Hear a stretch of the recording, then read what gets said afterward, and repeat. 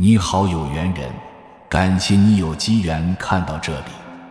今天继续分享道家高人关于修行的解读，请认真看完，希望对你有帮助。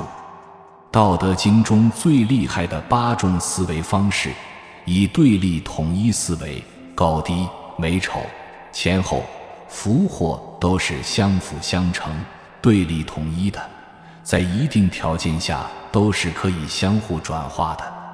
例如，祸兮福所依，福兮祸所伏。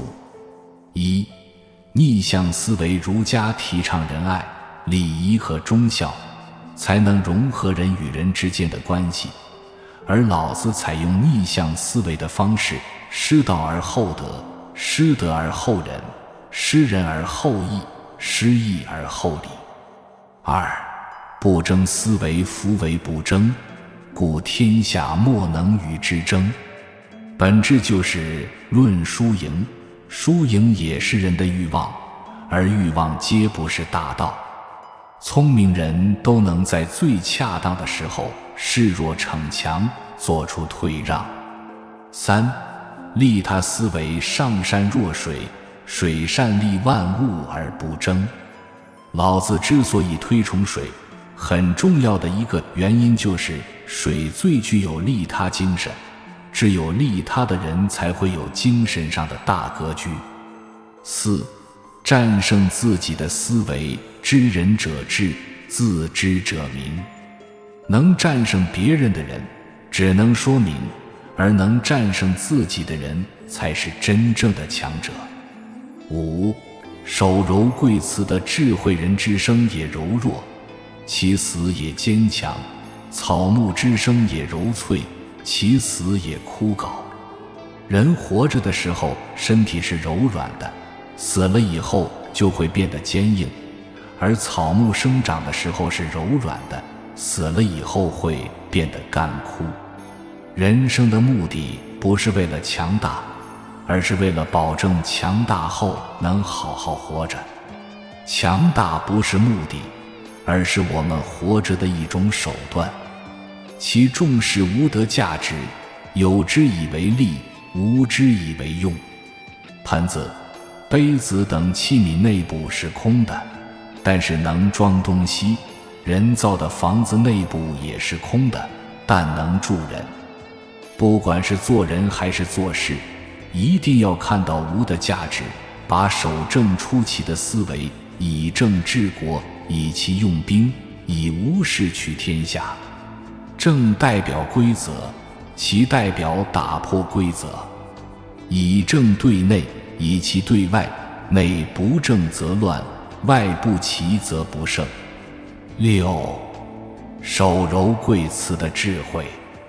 老子推崇柔弱的智慧，他说：人之生也柔弱，其死也坚强；草木之生也柔脆，其死也枯槁。故坚强者死之徒，柔弱者生之徒。是以兵强则灭，木强则折。强大处下，柔弱处上。人活着的时候身体是柔软的，死了以后身体就变得僵硬。柔弱的东西更懂得变化。譬如一棵树，有生命的时候都是有韧性的，风来了可以随风摇摆；而一棵枯死的树就变得坚硬了，风来了就吹断了。七、要重视无的价值。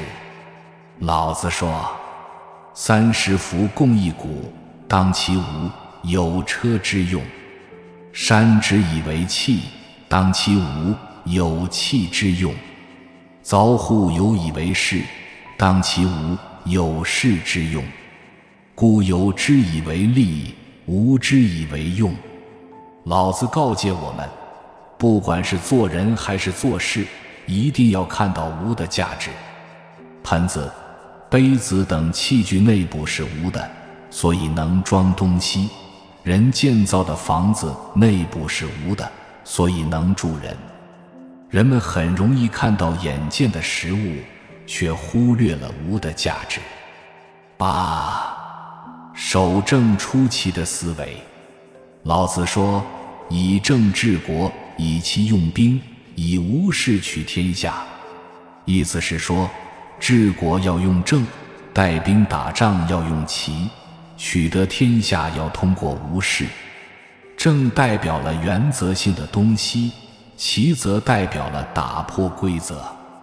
日常生活中，我们要懂得守正出奇的思维，首先要尊重规则，有些事一定要名正言顺，有条不紊，但又要懂得打破规则，懂得变通创新方式。